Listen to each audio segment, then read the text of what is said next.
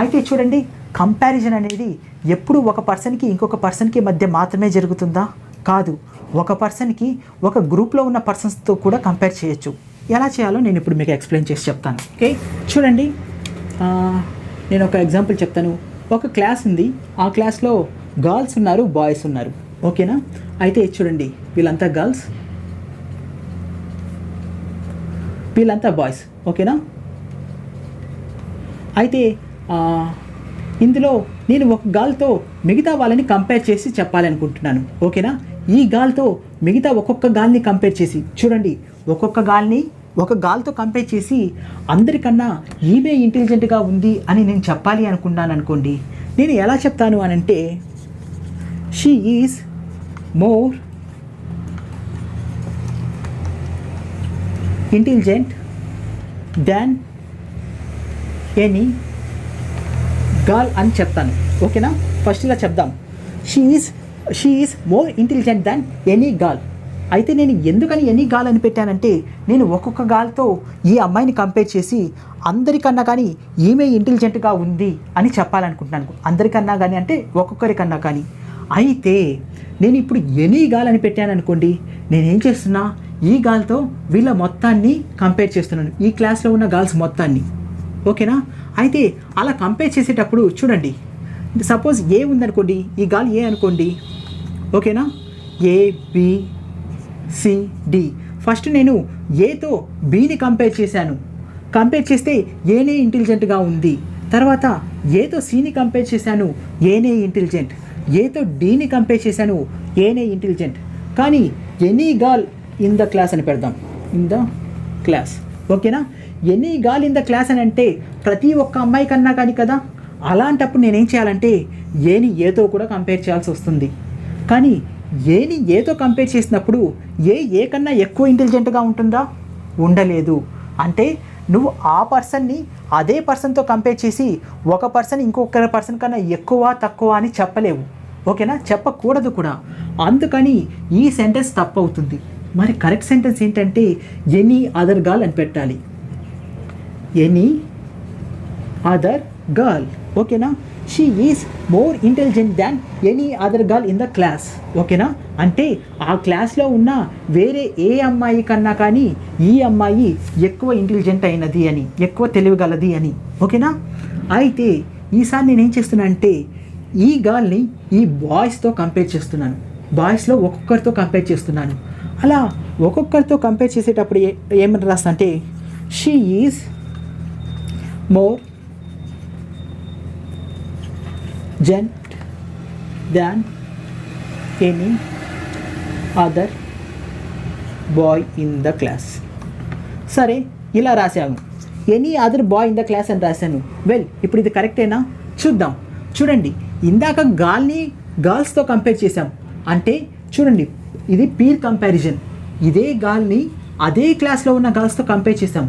ఈసారి ఒక గర్ల్ని బాయ్స్తో కంపేర్ చేస్తున్నాం. అంటే ఇక్కడ ఏబిసిడీస్ రావు. ఈసారి వాళ్ళది XYZ అనుకుందాం.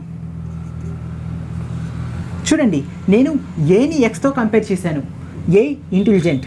ఏని వైతో కంపేర్ చేశాను, ఏ ఇంటెలిజెంట్. ఏని జెడ్తో కంపేర్ చేశాను, ఏ ఇంటెలిజెంట్. ఏని ఎంతో కంపేర్ చేశాను, ఏ ఇంటెలిజెంట్. ఎక్కడైనా సరే మనము ఏని ఏతో కంపేర్ చేసామా? చెయ్యలేదు. అంటే ఎప్పుడైతే నువ్వు ఒక సబ్జెక్ట్ని ఇంకొక అదే సబ్జెక్ట్తో కంపేర్ చేస్తున్నప్పుడు మాత్రమే దాన్ని ఎక్స్క్లూడ్ చేయడానికి ఎనీ అదర్ గర్ల్ అని పెట్టావు. ఒక సబ్జెక్ట్ని వేరే గ్రూప్తో నువ్వు కంపేర్ చేస్తున్నప్పుడు ఎనీ అదర్ పెట్టాల్సిన అవసరం లేదు. అంటే she is more intelligent than any bye పెడితే సరిపోతుంది. Any bye in the class అంటే ఏ ఒక్క అబ్బాయి కన్నా కానీ ఈ అమ్మాయి ఎక్కువ తెలివైంది అని దాని అర్థం. అర్థమవుతుందా? అంతేకాని ఏమని పెట్టకూడదు, ఎనీ అదర్ బాయ్ అని పెట్టాల్సిన అవసరం లేదు. ఎందుకని? ఒకదాన్ని వేరే గ్రూప్తో నువ్వు కంపేర్ చేస్తున్నావు, దాంతోనే నువ్వు కంపేర్ చేయట్లేదు కాబట్టి. అర్థమైందా? అయితే మీకు ఇంకొక డౌట్ వచ్చి ఉండొచ్చు, ఇక్కడ ఇలా పెట్టకూడదా? ఎనీ బాయ్ బదులు she is more intelligent than all the boys అని పెట్టకూడదా? ఆల్ ద బాయ్స్ అని పెట్టకూడదా అని. వెల్, పెట్టచ్చు. కానీ అలా పెట్టడం వల్ల దాని మీనింగ్ ఎలా మారుతుందో నేను ఇప్పుడు మీకు ఎక్స్ప్లెయిన్ చేసి చెప్తాను. ఓకేనా? ఓకే, చూడండి, నేను ఒక ఎగ్జాంపుల్ చెప్తాను. సపోజ్ ఒక క్లాస్ ఉంది. ఆ క్లాస్లో గర్ల్స్ బాయ్స్ ఉన్నారు. అందులో ఒక అమ్మాయి చాలా వెయిట్ ఉంది మిగతా వాళ్ళకన్నా కానీ, ఓకేనా? అయితే నేను ఈసారి ఇదే క్లాస్లో ఉన్న అమ్మాయిని మిగతా అమ్మాయిలతో కంపేర్ చేస్తున్నాను. అలాంటప్పుడు నేనేం రాస్తాను? She weighs more than any girl in the class. ఇలా రాస్తానా? ఇలా రాశాను అనుకోండి, నేనేం చేస్తున్నాను, ఒకనొక టైంలో ఈ పర్సన్ పేరు ఏ అనుకోండి, ఏని ఏతోనే కంపేర్ చేస్తున్నాను. ఎప్పుడైనా సరే ఒక పర్సన్ని అదే పర్సన్తో కంపేర్ చేసి ఎక్కువ తక్కువ అని మనం చెప్పలేము, ఈక్వల్గా ఉంటారు. అలాంటప్పుడు any girl in the class అని రాయకూడదు, ఎనీ అదర్ గర్ల్.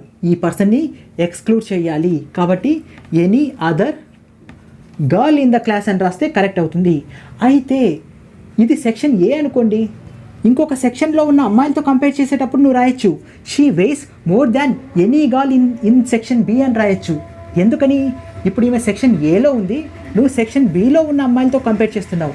కానీ కాంపిటేటివ్ ఎగ్జామ్స్లో మనకు అలా తెలియదు కదా, ఎవరు ఏ సెక్షన్లో ఉన్నారు, ఎవరు ఏ సెక్షన్లో లేరు అని.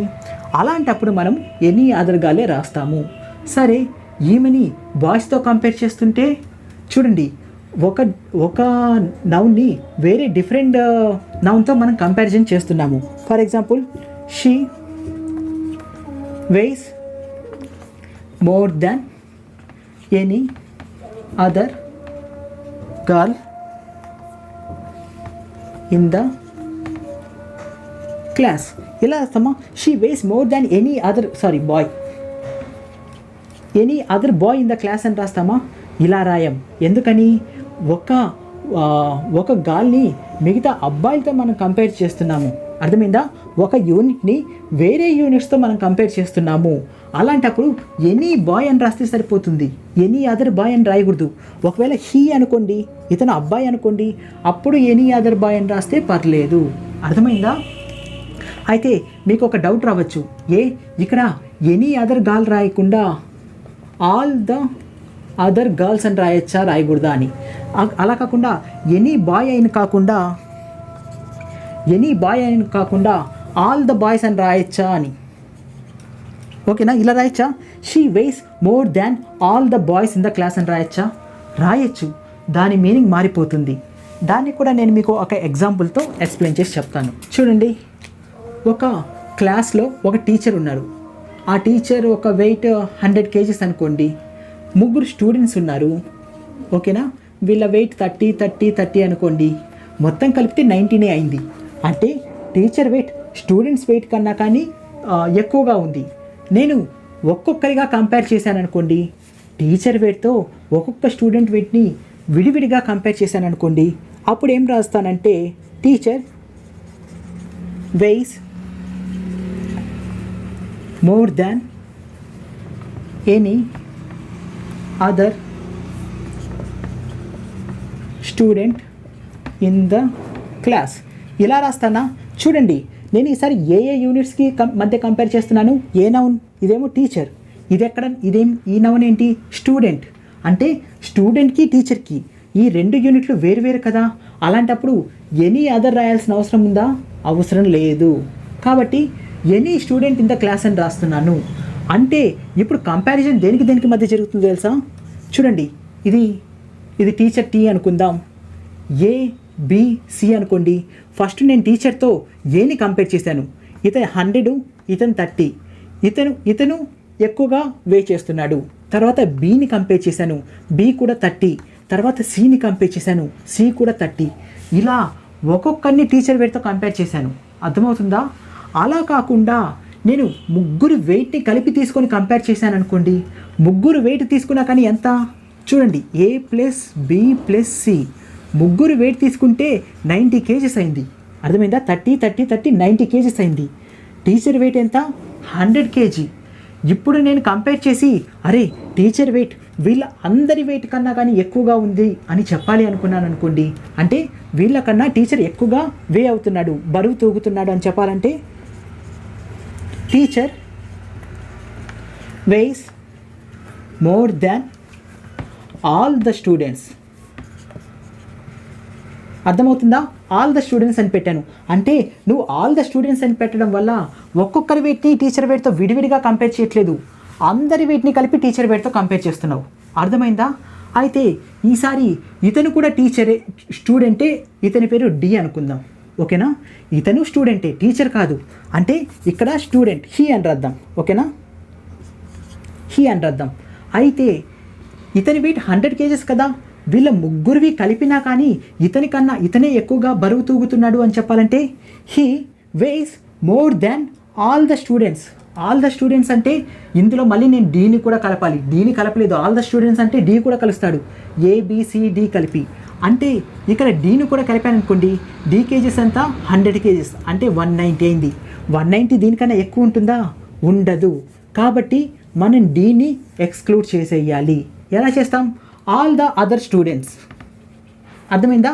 ఆల్ ద అదర్ అన్నప్పుడు వేరే వాళ్ళు, డి కాకుండా వేరే వాళ్ళు మొత్తాన్ని కలిపి వెయిట్ చూస్తున్నాం. అంటే ఏబీసీ వెయిట్ చూస్తున్నాము. అప్పుడు 90నే కదా, 90 కన్నా డి ఎక్కువ ఉన్నాడు కదా. కాబట్టి he weighs more than all the other students అని పెట్టచ్చు. అర్థమవుతుందా? సో ఇలాగ మీరు కంపారిజన్ చేయాలి.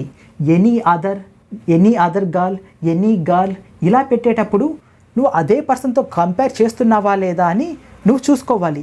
మీకు ఇంకొక ఎగ్జాంపుల్ చెప్తా చూడండి. కాంపిటేటివ్ ఎగ్జామ్స్లో ఎక్కువగా అడిగే క్వశ్చన్, సపోజ్ గంగా ఉంది అనుకోండి. గంగా అనేది నేను ఇలా చెప్తున్నాను, ద గంగా నేను అనుకుంటా లాంగెస్ట్ రివర్, నాకు కరెక్ట్గా తెలియదు. చూడండి, the Ganga is longer than any river in India. ఇలా రాశాను అనుకోండి, the Ganga is longer than any river in India అని రాశాను. ఎనీ రివర్, ఎనీ తర్వాత వెంటనే నౌన్ పెట్టాను, సింగులర్ నౌన్. అలా పెట్టడం వల్ల నేనేం చేస్తున్నాను? ఇండియాలో ఉన్న అన్ని రివర్స్తో గంగాని కంపేర్ చేస్తున్నాను. ఈ ఇండియాలో ఉన్న రివర్స్లోనే గంగా కూడా ఉంది కదా ఏదో ఒక ప్లేస్లో. సపోజ్ ఇదే గంగా అనుకోండి, వీటితో కంపేర్ చేసినప్పుడు గంగా లాంగా ఉండొచ్చు. కానీ గంగాతో కంపేర్ చేసినప్పుడు అది లాంగర్ రివర్ అవుతుందా? అవ్వదు. కాబట్టి ఇక్కడ ఏం చేయాలి? The Ganga is longer than any other river in India అని రాయాలి. కానీ ఈసారి నేను ఇలా చెప్తున్నాను, the Ganga is longer than any other river in America. ఇలా చెప్పాను అనుకోండి, ఎనీ అదర్ పెట్టాల్సిన అవసరం ఉందా? ఎందుకని? గంగా అనేది ఇండియాలోది, మిగతా రివర్స్ అన్నీ అమెరికాలోవి. ఒక యూనిట్ని వేరే యూనిట్స్తో నేను కంపేర్ చేస్తున్నాను, అలాంటప్పుడు అదర్ పెట్టాల్సిన అవసరం లేదు. The Ganga is longer than any river in America అని పెడితే సరిపోతుంది. ఎందుకంటే ఏ పాయింట్లో కూడా మనము గంగాతో కంపేర్ చేయట్లేదు. అర్థమైందా? సో కంపారిజన్ అనేది ఇలా చేయాలి. ఓకేనా? ఓకే, ఇది ఇవాల్టి క్లాస్ అండి. నెక్స్ట్ క్లాస్లో నేనేం చేస్తానంటే, మనం ఇలా అంటుంటాం కదా, ఇట్ ఈస్ బికమింగ్ హార్టర్ అండ్ హార్టర్ అంటుంటాం, లేకపోతే అప్పుడప్పుడు హీఈస్ ద బెటర్ అని అంటుంటాం. ఇలాగ ఎందుకు యూజ్ చేస్తాము, ఎలా యూజ్ చేయాలో నెక్స్ట్ క్లాస్లో నేను మీకు ఎక్స్ప్లెయిన్ చేసి చెప్తాను. ఒకవేళ ఈ క్లాస్ మీకు నచ్చితే కనుక లైక్ చేయడం, షేర్ చేయడం, సబ్స్క్రైబ్ చేయడం మాత్రం మర్చిపోకండి. Thank you.